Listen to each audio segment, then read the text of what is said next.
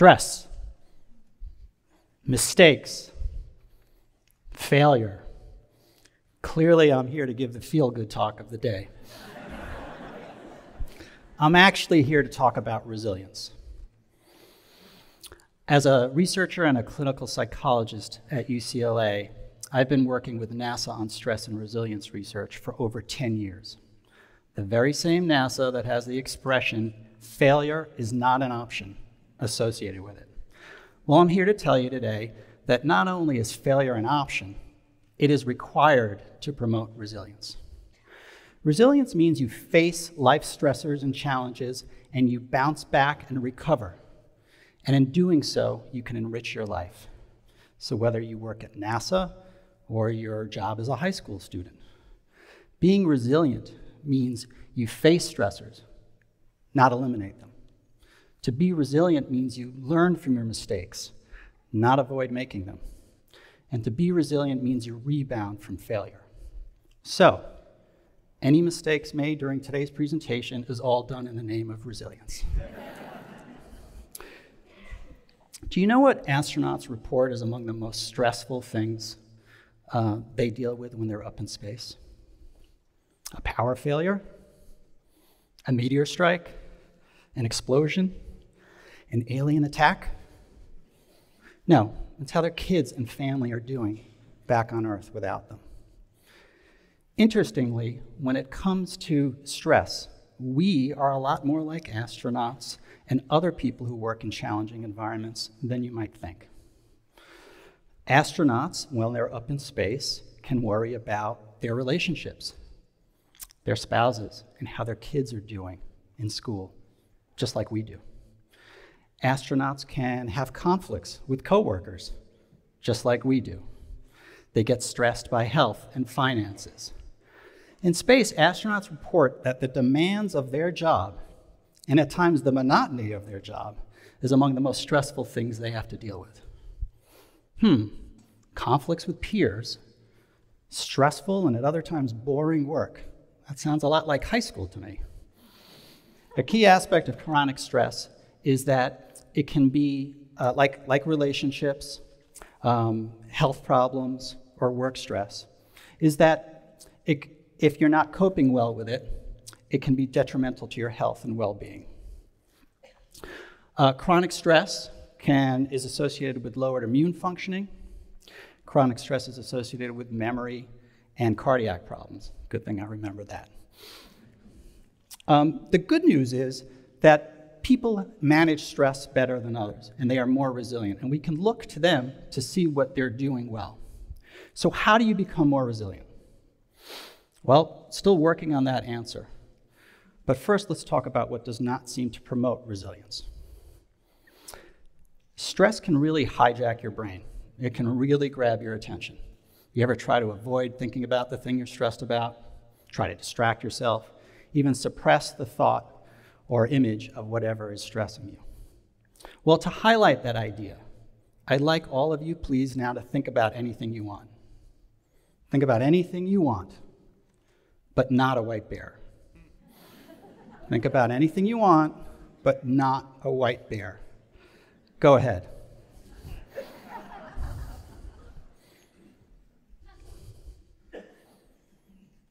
How'd that go? Did trying to suppress the image work? Generally speaking, suppression is not an effective strategy.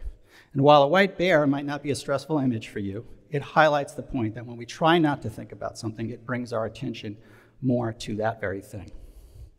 So, if suppression isn't a good strategy, how can we become more resilient? Well, here's what we know about resilient individuals. It's associated with certain personality traits and factors. Resilient individuals are more likely to experience positive affect, so things like happiness, joy, pleasure, contentment. They're also less likely to experience negative emotions, like anxiety, fear, sadness, moodiness, even jealousy. Resilient individuals are open to new experiences, outgoing. They embrace challenges. Resilient individuals are also socially connected and integrated. So, to be more resilient, just be happy and have lots of friends. It's not that simple, and like most things in life, the answer is more nuanced than that. So how do we become more resilient? The science on training resilience is still relatively young, but if we look to what we know makes up resilient individuals, it can point us in some important directions. Let's take the example of a high school senior. She signs up for a challenging math class. She joins the debate team. She volunteers at a homeless shelter in her community. And she asks someone out to the prom. Any and all of those experiences can lead to meaningful and to growth and more meaningful experiences. It can lead to positive emotions. And it can also lead to new social connections and relationships. She can improve her math skills. She can win the debate competition. She can feel pride at giving back to her community, and she can build a new relationship. And each and every one of those things can result in mistakes and disappointments, failure, even rejection. She fails a math class, loses the debate competition, is turned down by her potential prom date, feels overwhelmed at the state of things in her community. However, even those undesirable outcomes provide her the opportunity to learn how to rebound and recover better from stress, and therefore promote resilience. While I didn't think about this while I was growing up, my first model for resilience was my father.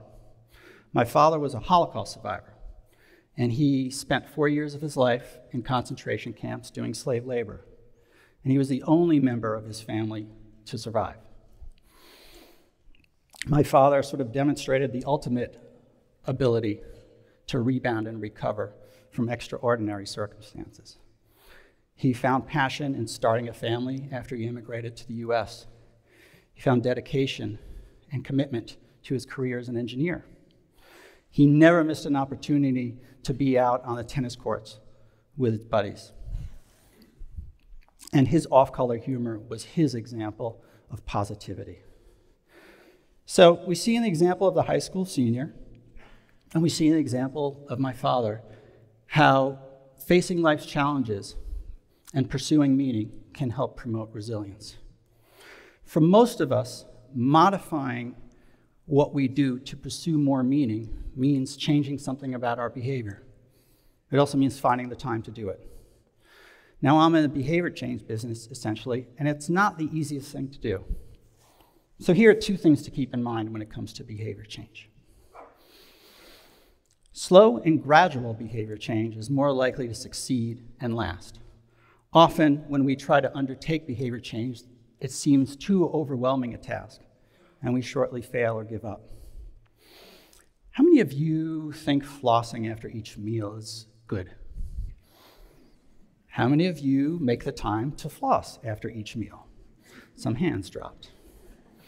So, for those of you that want to improve your flossing behavior, and to highlight this idea of slow and gradual change, I want all of you to floss one tooth tonight.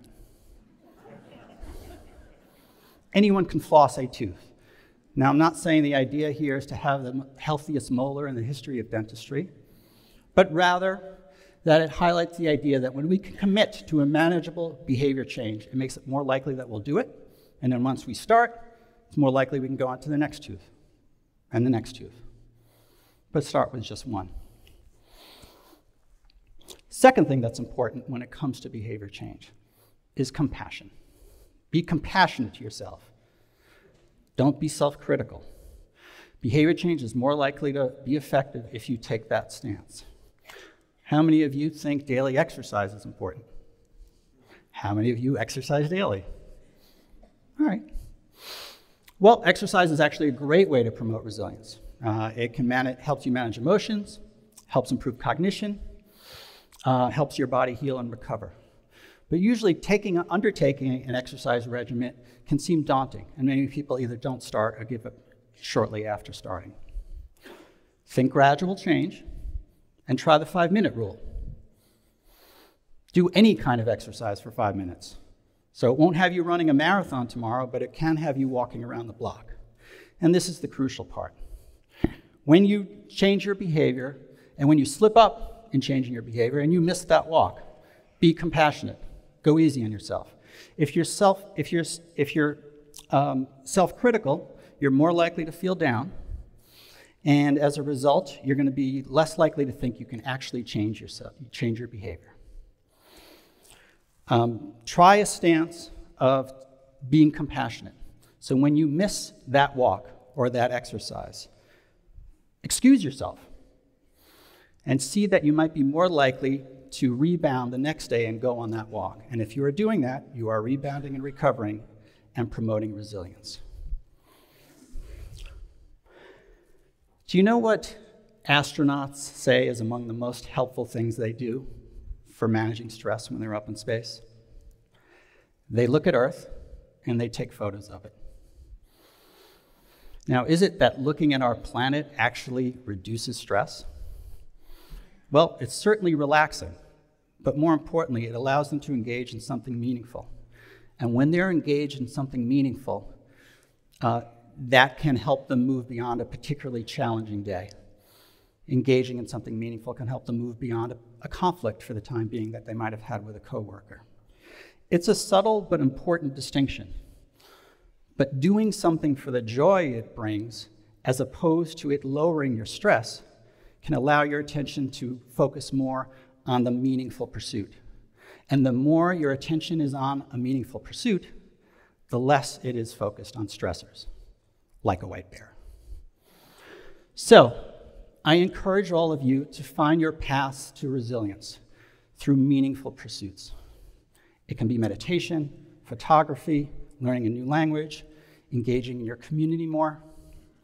And as you go on your own missions to Mars, whether that's navigating the 405 in traffic, doing your homework, or trying to improve your health or your relationships, my message to you is to welcome stress. Take on the challenges in your life. Learn from your mistakes. Be compassionate to yourself and to others. Rebound from failure and enjoy your accomplishments. Thank you.